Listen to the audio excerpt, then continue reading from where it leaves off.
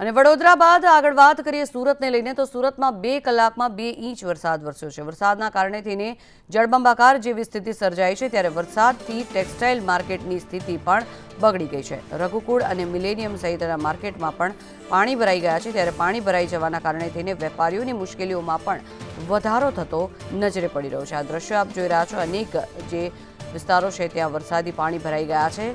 Textile માર્કેટની અંદર પણ આ પાણી ભરાઈ ગયા હોવાના દ્રશ્યો સામે આવી રહ્યા છે।